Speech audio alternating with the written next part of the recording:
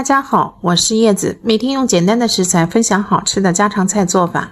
鸡脯肉的脂肪含量比较低，是非常营养健康的食材。咱们今天用鸡脯肉来分享一道孩子非常爱吃的做法。首先准备一块鸡脯肉，把它改刀切成筷子宽的厚片，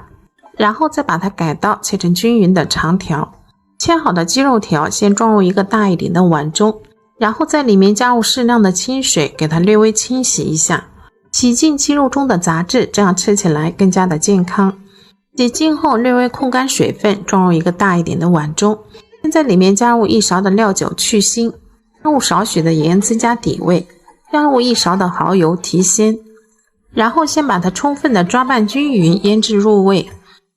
接下来在里面加入2勺的土豆淀粉，再加入2小勺的食用油，这样可以增加酥脆的口感。